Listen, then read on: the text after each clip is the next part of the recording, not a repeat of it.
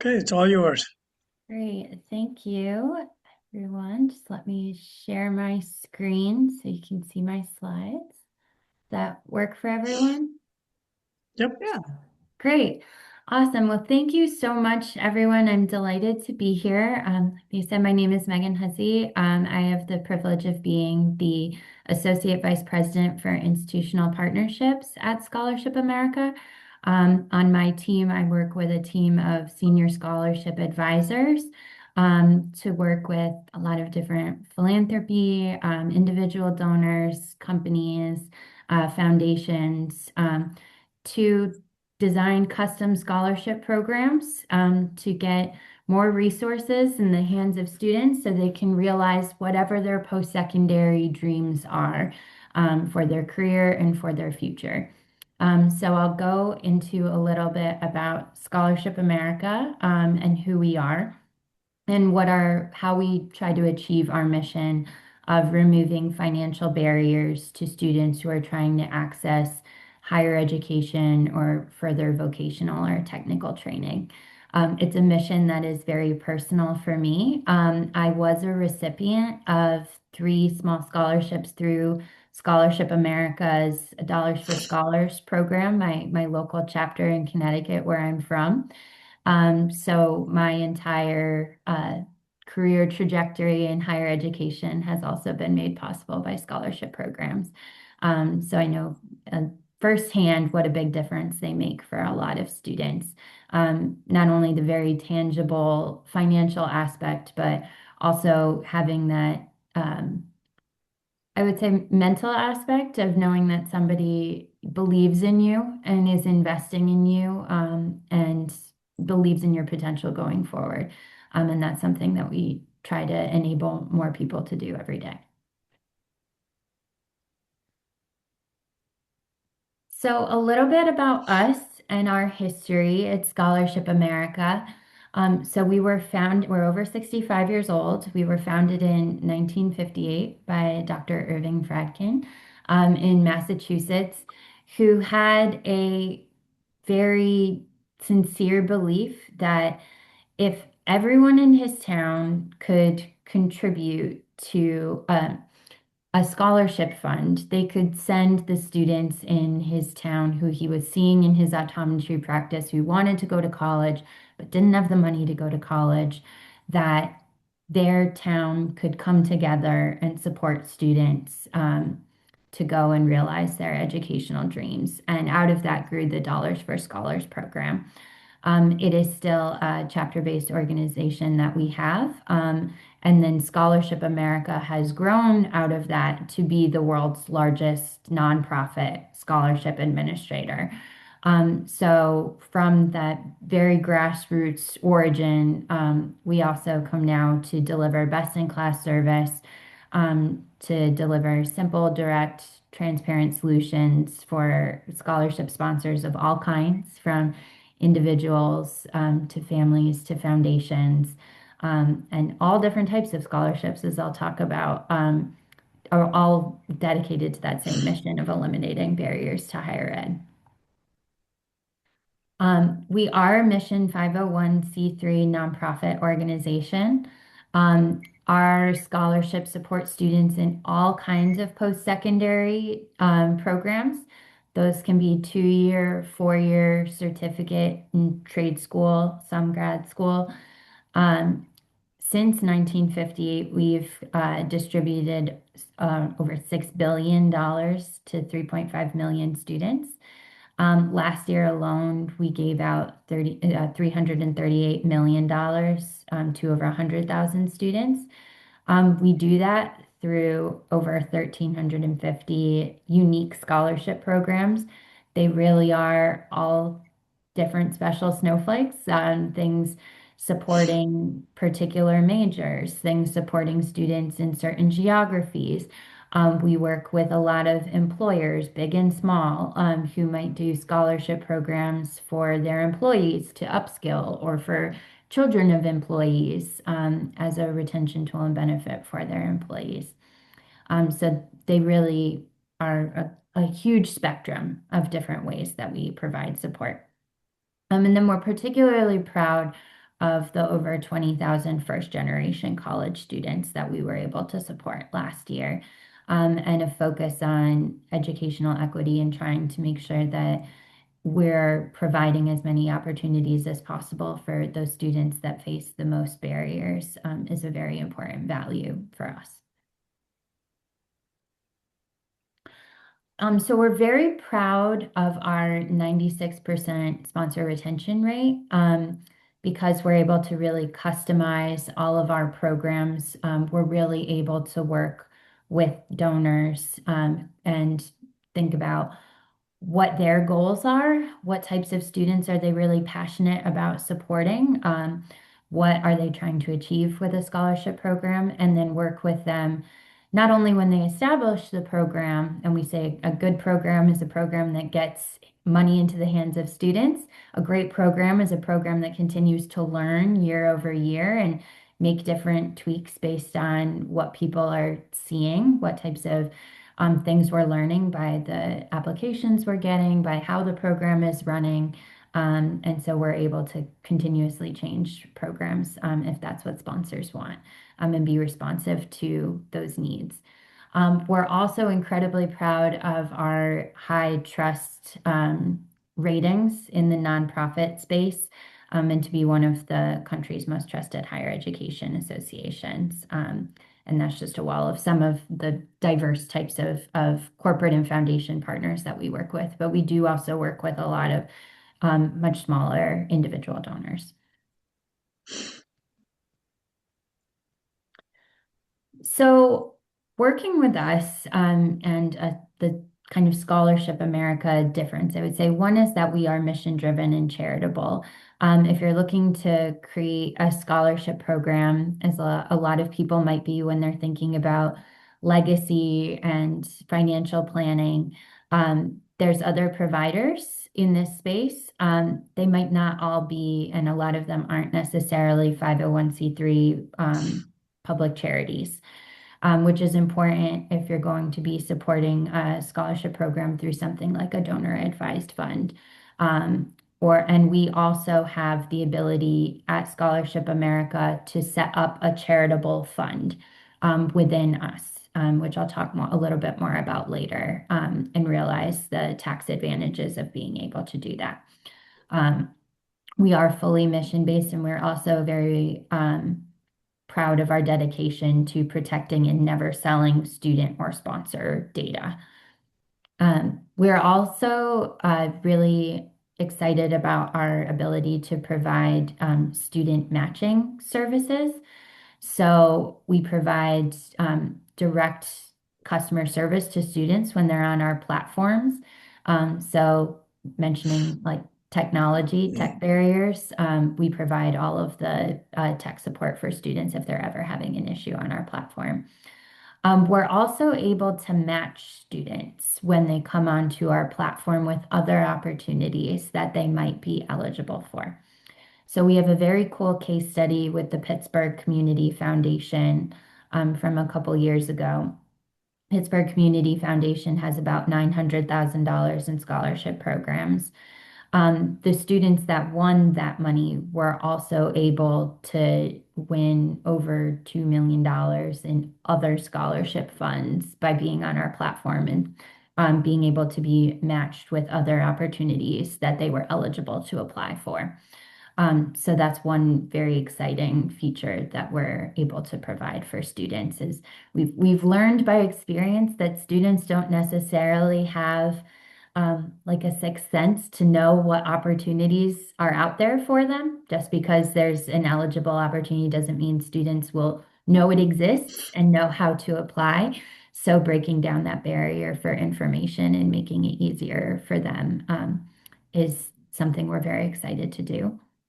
Um, we are in the middle of a technology upgrade right now and are very excited about being able to provide best-in-class technology and also reporting for donors, to make sure that they know what kinds of students they're applying. Are we achieving our goals with this scholarship program?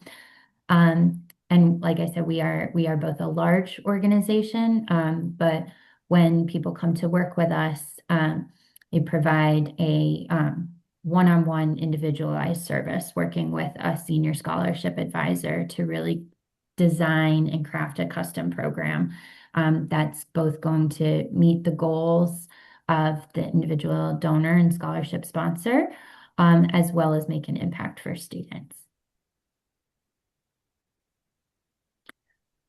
So we love our value in partnership, working together. And I'll talk a little bit more about what kind of goes into the running of a scholarship program on the next slide. But like I said, we're able to help with student sourcing, with doing outreach to maximize accessibility and make sure that we get the applicant pool and we get the students that we are really interested in supporting to apply for and eventually get the scholarship. We offer that matching, so we're able to amplify those opportunities and really leverage support. We have a customized level of involvement. We have some donors and sponsors that want to be really hands-on and they want to know different things. Maybe it's a finalist program. They want to help select who's on the selection committee and things. And then we have some people who set up a fund with us and don't really want to be contacted. They just kind of want to let it run, and are happy to get that final outcomes report at the end. That is also like totally fine. We are able to work with different individuals and organizations on whatever level they want to be involved.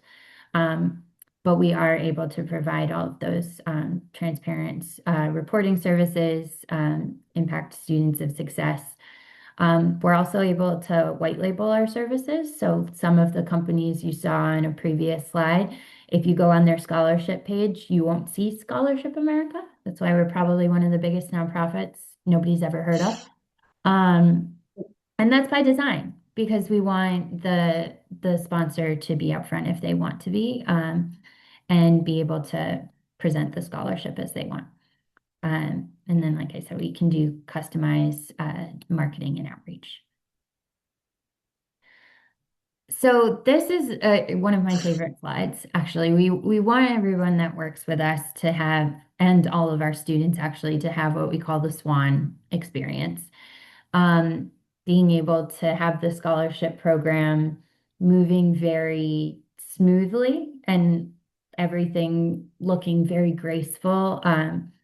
On top, while we as a partner are able to be the ones paddling ferociously under the water and doing all of these detailed things that are very exciting for a lot of people. But we have a big team that's been doing this for a long time, and has developed expertise in some of these. Because when people think about setting up a scholarship program, um, these are the kinds of details that when you go from moving to vision to actual implementation are things people need to think about that can make it more complicated than originally anticipated. So things like verifying enrollment and verifying eligibility, doing all of the tax documentation, doing all of the application technology support, dispersing the funds, data tracking, all of those things. Those are things that we're able to support and provide systems for, while the donor is really the one kind of setting the direction so everything is moving smoothly. And I'm actually going to skip that slide. So here's, I think, a slide that's very important for this conversation. And then after this, I'll show some examples of some different special initiatives that we have. And then I can end my official slides and we can move into Q&A and have a little bit more of a conversation. So when people come to us and say, I'd like to set up a scholarship program, one reason that we advise people to think about maybe setting up a fund, and working with a partner like us, can be an advantage is to optimize resources without having to go to all of the complexity of and legal processes and tax processes of establishing a foundation. I think when a lot of people think about how do I want to start a scholarship program, I might either have to set up a foundation or go through a specific institution. Um, and we want people to know that we are here to kind of help with establishing a different and more flexible path. So if setting up a scholarship fund through a partner like us is faster, and easier to launch, you can launch programs in weeks instead of months or years. We're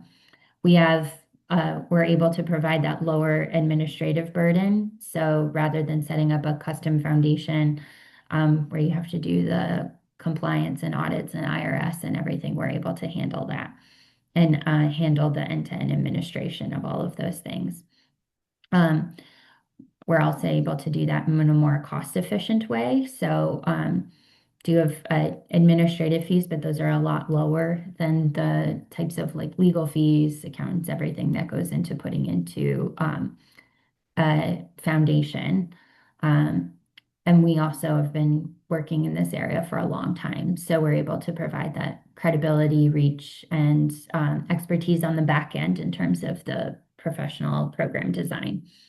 Also, not on this slide, but kind of as we want people to know different options in terms of working with us versus working with a specific institution. And we know for some donors, that's exactly what you want to do. We're very dedicated to perhaps your alma mater. Um, Often those have a slightly different ask when it comes to scholarship funds in terms of needing to make a pledge over a certain number of years, for example, or it might be a higher amount. Um, One benefit that we like to do or we like to talk about is how flexibility is built into the way we do scholarship programs in terms of being able to change programs year to year, and only having that initial kind of 1 year commitment to a design. So if we learn something in that first year, maybe we didn't get the amount of students we want. We want to tweak the eligibility a little bit, or something has come up in the world and we want to um, change how our scholarship program looks to be able to meet a specific need. We have the flexibility to do that, whereas at an institution, you might be locked into, like, for example, a 5 year pledge for a particular type of scholarship. So those are just different options that people have. Now I'll go into a few different special initiatives and see different types of programs that we have. These might also kind of expand thinking of what is possible with scholarship programs. So one that is really exciting for us, and very timely in terms of need, is being able to change lives of student parents through things like emergency aid. So emergency aid scholarships are different than the traditional scholarships, which are still very impactful, but are a little bit more limited when they come to what they can support in terms of eligible qualifying education expenses, like tuition fees, things like that. We know from research that a lot of student parents in particular drop out over financial emergencies that are often less than $1,000. It's your kid's broken arm emergency room visit bill. It's the flat tire that you can't afford to fix. That means you're going to have trouble getting to class or getting to work. It's a delayed rent payment. And we're able to set up programs to be able to provide quick relief for this. So if a student parent applies with verification of enrollment and the proof of the expense, being able to turn around funds within 48 hours to be able to improve those completion rates. Because we know scholarships are not only very important for access, but they're also very important for completion, which is something I think as a country we're all focused on trying to address, is that completion challenge. So this is one particular area we work with, and you can see a number of different philanthropic organizations to try to expand. Here's another particular one we're very proud of. We have a Children of 9/11 Heroes Scholarship. This is one that's to a particular group.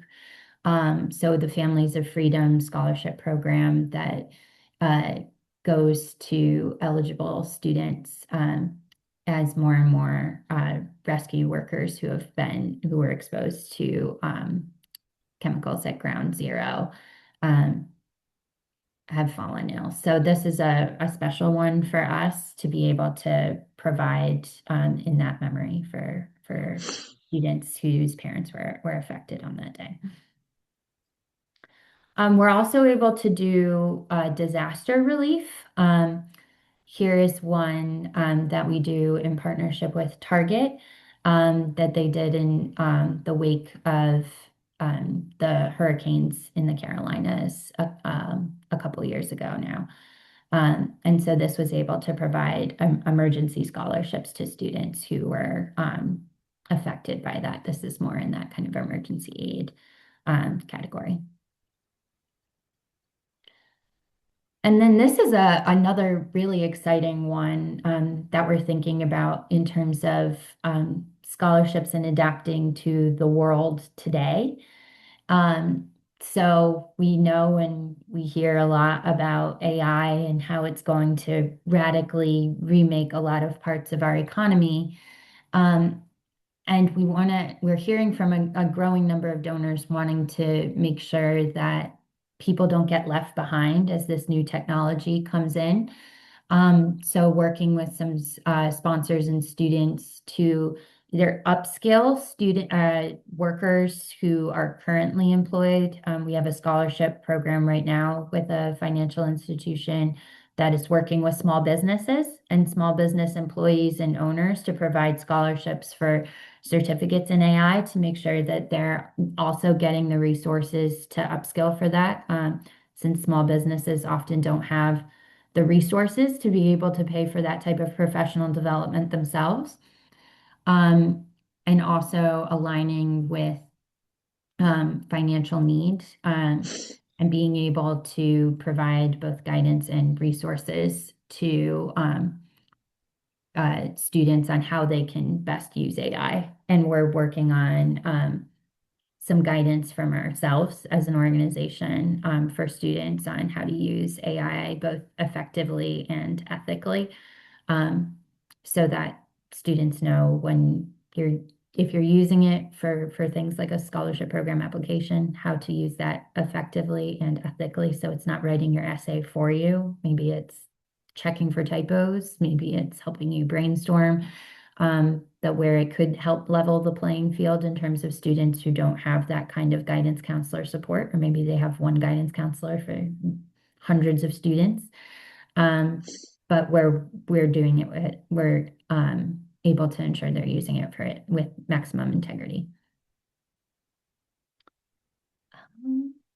And all right, so this was just I'll wrap up with this slide actually. So we're able, as I said, to customize programs for um, any type of unique mission. So we have community-focused scholarships that can be anything from a field of study, a particular region. We can do programs for individual education institutions or a group of them.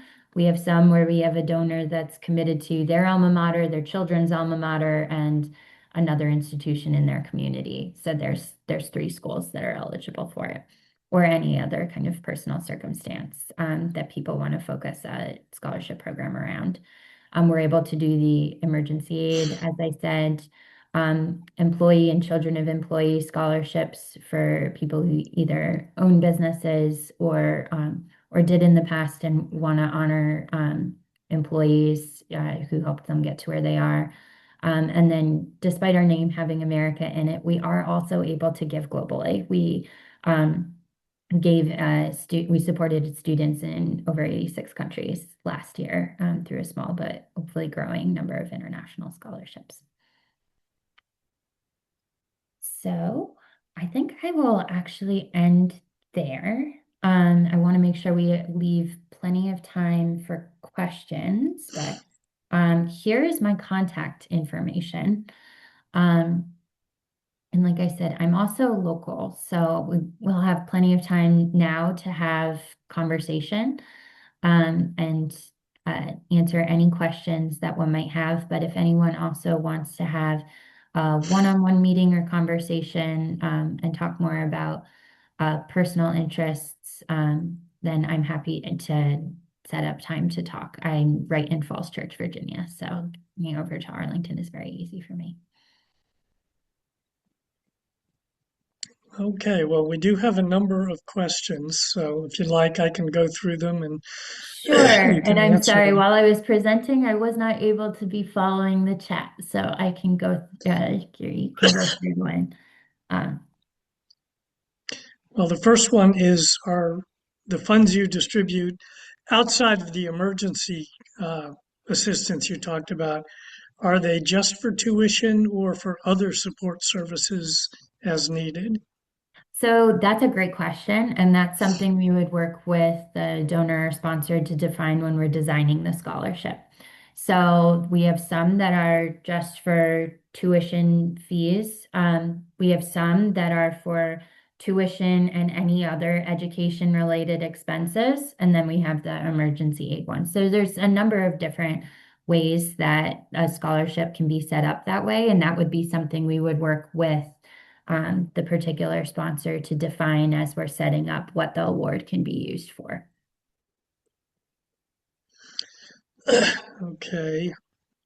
If someone wants to create a scholarship, how much money would be needed up front? So for us, our general minimums would be, and if we think about a $10,000 scholar investment up front, and some of that would go to the administrative fees for us to be able to actually administer the program.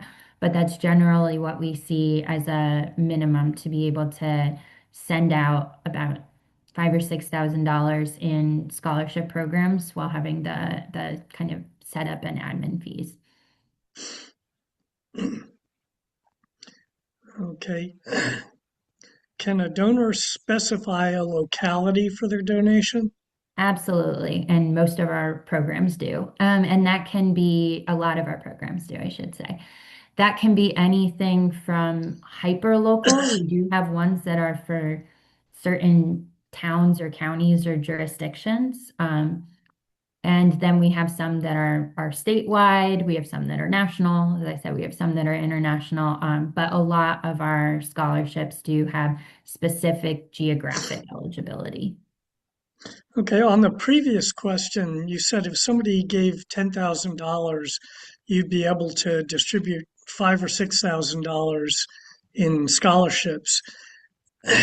If, I mean, half the money disappearing to administration is kind of a red flag to me. If they then add another $10,000 the next year, is the And administrative cost much lower? yes, yeah. And Okay. that's very rough. We don't have a specific pricing point. When work with us, we would first, I'll kind of explain maybe how the process goes. We, when someone would come to us, we would have first kind of what we would call a discovery call and really talk about what your goals are, what you want to accomplish with a scholarship program, what type of students, the geographic area, if there's any other eligibility pieces the around major extracurricular focus, any of those things, what type of review criteria that you would want to put in. And then we would go back. Our team has a specialist that has kind of a very detailed then formula and looking at what level of effort would be needed from our end to market the scholarship program. How many applications are we anticipating is a big one because that's where some of these things come in for us on the back end. How many evaluation specialists are we putting in? Our scholarships applicants are being reviewed by humans, not by AI. So that's where some of those costs come in terms of actually administering it and having people be able to evaluate the application, send out are they going domestically or are we doing international wires, those kinds of things. Um, and be able to come up with a initial quote. And then we can go back and forth and iterate on that proposal and the quote for someone. So it's a very individualized process, kind of based on whatever the nuances are for the particular scholarship. Okay, with respect to direct student customer service, do you work with people who have ADHD or other cognitive challenges? Yeah, so we do have students who have ADHD. We don't have a particular scholarship for them at the moment, but a lot of my previous work to Scholarship America has been in inclusive education. So that is something that I would love to manifest. We do have scholarships for students with some other types of disabilities. We have one that we're just launching for students with epilepsy. And we have some for we have some for students who are survivors of cancer, siblings of survivors of cancer. We have one for students with autoimmune diseases. But we do have a number of students that apply for even general scholarship programs who might have ADHD or other learning disabilities as well. But we're able to provide the kind of tech support if they need help in the actual application platform. But we don't yet, I can't say we have a dedicated team to working with students that have ADHD. Okay, before we go on, I just wanted to point out that your schedule is being displayed. Oh, shoot. You might want to Oh, I'm so stop sorry. sharing entirely. That's Oh, okay. I'm so sorry. So sorry. Okay, next question. Can I leave money in my will to set up a scholarship for you? And if so, what information do I need to spell out in the will? Yeah, so that would be a very individual question for you. I'd love to follow up with you on that because it would depend on what you wanted to set up as a scholarship program.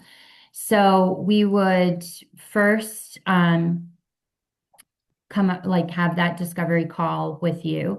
And then we would set up a fund agreement um, with the understanding of this will be kind of in the will going forward. So it's not a program that's coming online now. But we would make sure we work with you to understand what you want for that scholarship program, what the design is. If you wanted to leave the money to Scholarship America kind of more in general and not for a specific scholarship program, that would be a slightly different process in terms of a legacy gift more, which we are also able to do because we are a 501(c)(3) organization. Are there programs for students who dropped out as a consequence of COVID lockdowns? I don't know of one. That doesn't mean we don't have it with the over 1,300 scholarship programs. I don't know of one specific for that, but I would love one for that. That's where some of the completion or re-engagement scholarships are very impactful in terms of and some of the emergency aid as well. We do have some that look to re-engage students or adult learners. A lot of our scholarships are actually for not just high school graduating seniors. They are for what people might think of as non-traditional students, but when we look at the numbers, are actually more are actually very a bigger proportion of our student population in the U.S. Okay. Um, if we could interrupt for a second, somebody asked if you could post your contact information in the chat. Absolutely.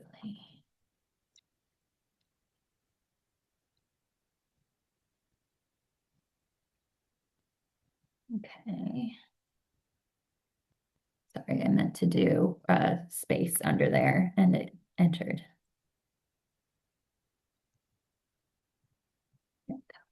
Okay. Are there scholarships for retraining government employees who've been laid off?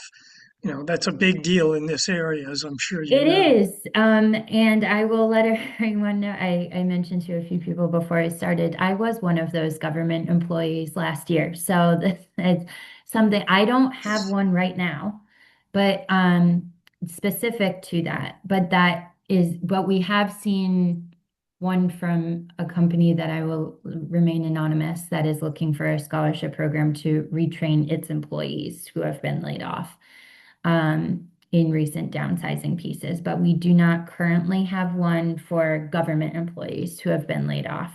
But being one an affected former federal employee, and then living in this area, I know how huge of an issue that has been and how huge of a need that is for a lot of people who are pivoting as the federal government really changes, and then how many sectors. I was working previously in international development, and how many kind of entire sectors. A lot of people are looking to pivot into other things, and I think could be another really impactful piece. Okay. Is your funding all private, privately donated through individuals or corporations? And if not, what other sources do you get money from? Yeah, so we have the vast majority of our funds are from corporations, individuals, foundations.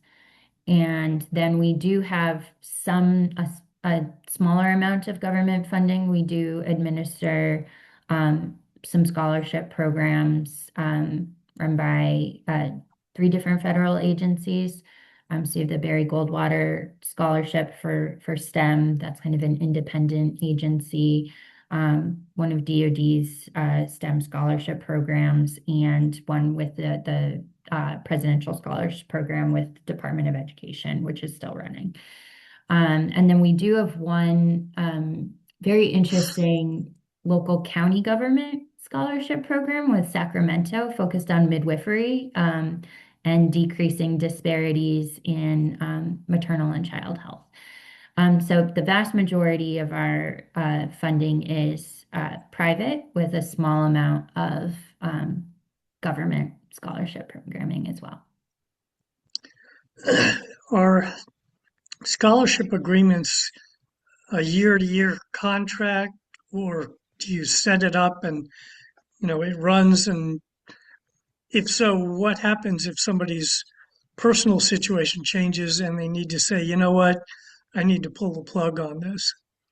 So that's exactly why our funds are a year-to-year contract. So we would set up a kind of master fund agreement, and someone could put money into the scholarship fund, and there is an addendum saying for this particular school year, and then all of the details of the program. But what we're able to do then is be nimble with donors, and that's where I think that we have some ability to do that in ways that universities, just because of their fundraising structure, are not always able to. Where if somebody's situation does change and they need to pause for a cycle or something, we're able to do that and still have the fund, and then they can put money back in if their situation changes again.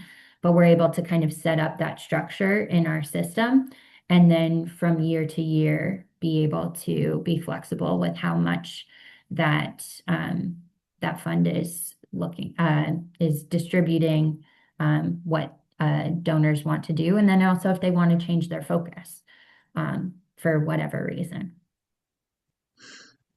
Okay. Can people donate to existing scholarships? Yeah, so we can look at which ones we have some scholarships that are open to external donors. So if I can get more information about what people's particular um, interest is, we can provide some information about which of those scholarships might be open to other external donors, because that's another thing we're able to do with our funds.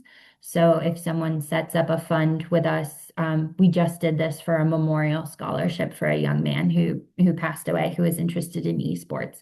So his parents have seeded the fund, and they have enough to give out a few awards to students who are involved in esports at his high school in Texas. But then the fund is also open for donations. So we're able to provide a link for them to send to anyone who might be interested in donating to that particular scholarship fund. So that's something that is able to happen. Are scholarships mostly focused on freshmen, or are there scholarships that are specifically focused on juniors and seniors? We do have ones that are focused on juniors and seniors as well. Those are ones we often see when there's a particular interest in supporting students in a certain major or in a certain field of study. Because by the time someone is a junior or senior, you're able to see what like their demonstrated commitment to that field of study. It can be kind of hard if you're coming out or you're going in as a freshman, and it's a scholarship for like a particular course of study, say like engineering, and you go in and you hate it. And very difficult sometimes to try to support students kind of all the way through. But by the time you're a junior or senior, you've gotten kind of into that major, you've really been able to show through that or your extracurricular activities, your demonstrated commitment to a major, to a career path or a field of study. So that's one area where we see some scholarships that are a little more focused on juniors and seniors, or ones that are focused on that completion piece. If a fund is paused and then reactivated, does the donor pay that same initial setup fee, or is it cheaper to turn it back on? No, no, you wouldn't pay when the one we have our onboarding fee is a one-time thing to go through the administrative process of setting up the fee. You wouldn't pay the fee again.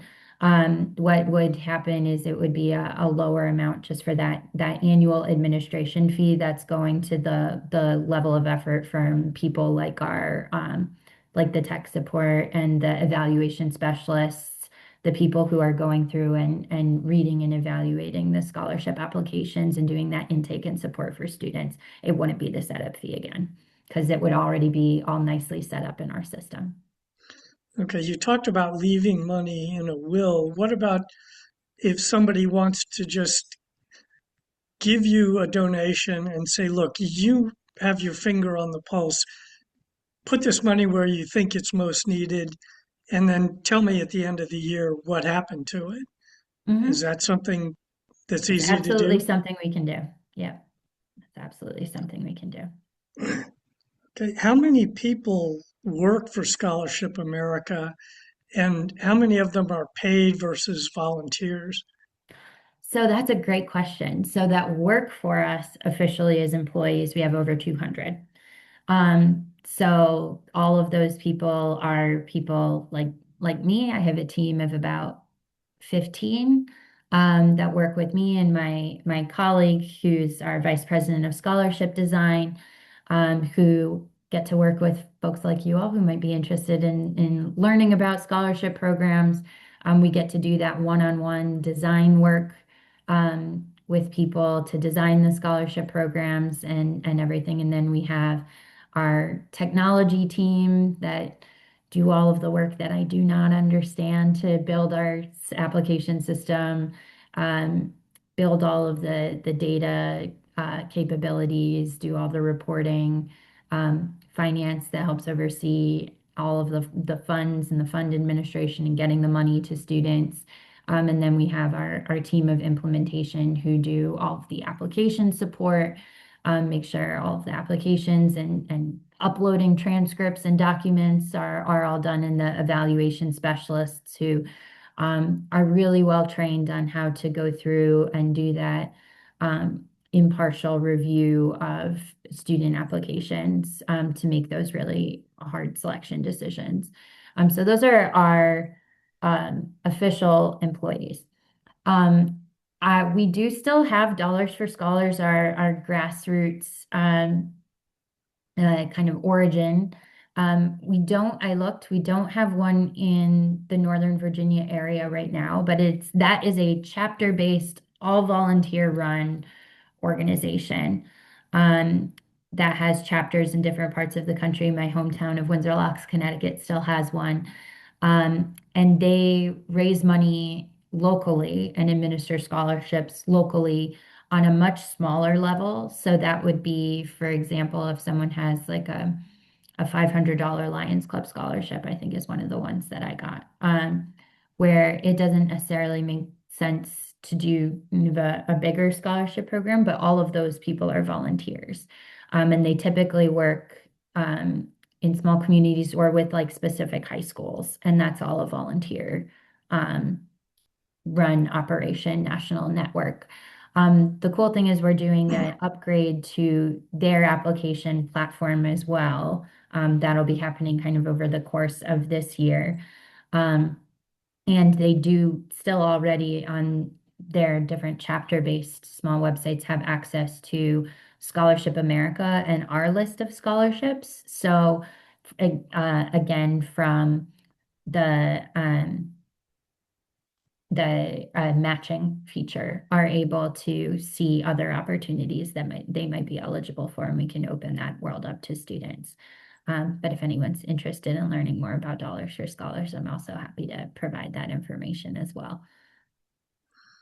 Okay, you talked early on about the links you go to protect student privacy and donor privacy. And um, my question is, do the recipients and donors ever meet in person? You talked about the Lions Club. I could imagine them having a dinner where they Mhm. introduce that year's scholars and, you know, Yeah. So when we talk about student privacy, that's something that we can put in like opt in or just make clear to students when they're applying that that's something that they'll know. The sponsor does get to know the student names, profiles. We do definitely have sponsors that want to meet their scholarship recipients and offer them. We don't necessarily administer them fully, but like offer internship programs or offer mentorship programs or have a dinner, or we have like some companies that will fly the students to their headquarters and do a big kind of celebration announcement of their scholarships.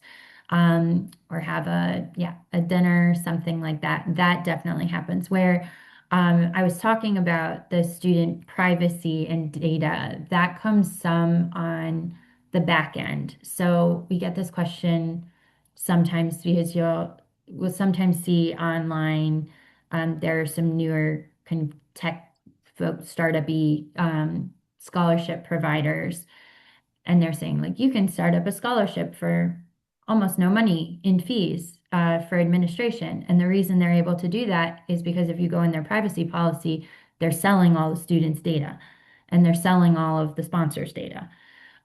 So it's really an important thing to keep in mind, kind of in this era of online things. And if something is for free, the company is making money in some way. And when we do the background research, often that's because they're selling the students' data to third parties.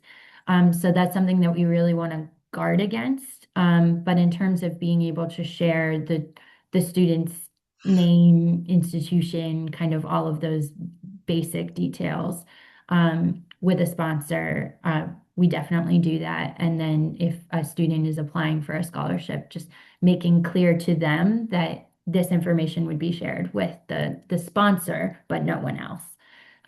In terms of, and they can check that they understand that they might be contacted by the sponsor for things like a dinner or internship programs or mentoring or things like that, just so students are aware and well informed of how their information is being used, and everyone can stay in control of that. And similarly, from the sponsor's perspective as well. We have some donors that want to be completely anonymous. They don't want anyone to know, and that is completely fine. And then we want people that really want to have that relationship. So that's something that we would talk about during the setup as well, um, is making sure that we understand what type of relationship that sponsor is envisioning, because that would also play into things like how many, Scott, like, do you want to give out a lot of smaller awards? Because then it would be harder necessarily to have that more one-on-one relationship. Whereas if you give out a smaller number of larger awards, um, then you may be able to have more of that kind of like cohort, smaller relationship. Okay, where are you seeing a need for scholarships? For example, is there an increased need for scholarships focused on healthcare? Yeah, absolutely. Healthcare is a huge growing area for us. I actually have a number of different proposals working on that today, that we'll be working on. So those are ones that we see from a lot of different people. We actually have some like health systems or healthcare providers that are focused on that as well. And then we're seeing a huge need for that in like particularly rural or under-resourced areas, that's an area that people, a lot of nurses, things like community health, that's a huge area. And upskilling is another area within healthcare that we see.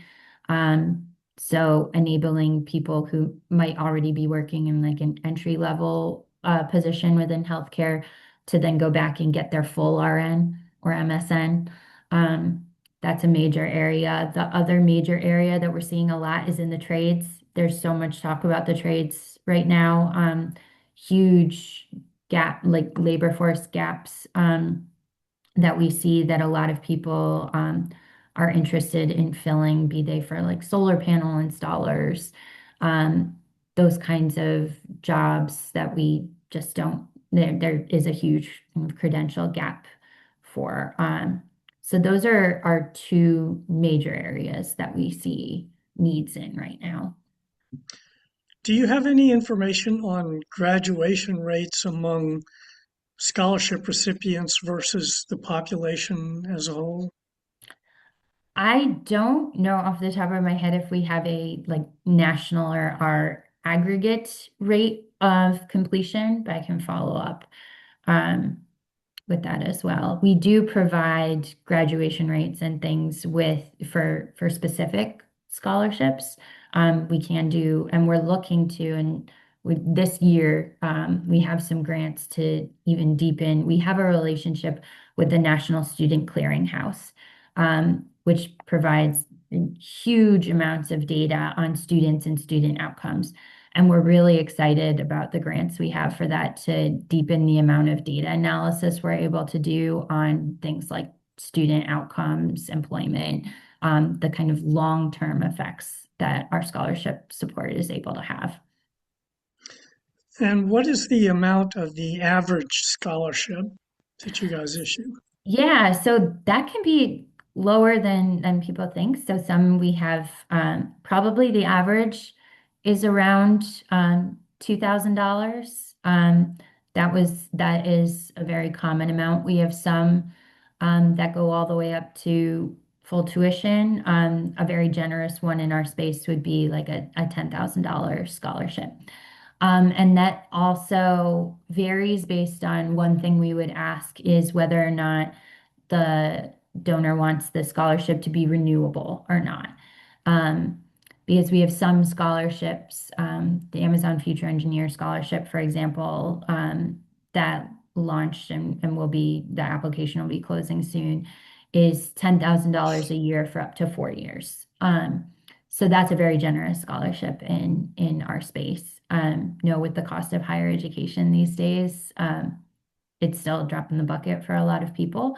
but a good complement to other aid. But whether or not the scholarship is renewable kind of feeds into that design and how we'd be looking to set up the fund in the application. Do you have any information about how many of your scholarship recipients become donors once they've established themselves in their careers? I don't, but that's fascinating. That's a great question. And I'm going to ask my colleague who does development because I would be very curious to. I know off the top of my head about 4 or 5 of us who were Dollars for Scholars recipients who work at Scholarship America now, and make this kind of a part of our mission. Our CEO was a scholarship recipient, and talks a lot about how coming from a small town in the Midwest, where almost no one went to college, getting a scholarship and being a first generation student completely changed the trajectory of his life. But I don't know that we have the data on how that translates to donors, but I will check on that because that's a great question. Okay, well, it's 11:01. If anybody's got any final questions, now's the time. Otherwise, I'll hand it back to Carolyn and she can wrap us up. Well, thank everybody for joining. And Meaghan, thank you so much for talking with us today. I certainly learned a lot. And I appreciate that you shared your contact information, and I'm sure that you will have people that reach out to you. Yeah. So thank you all, everybody.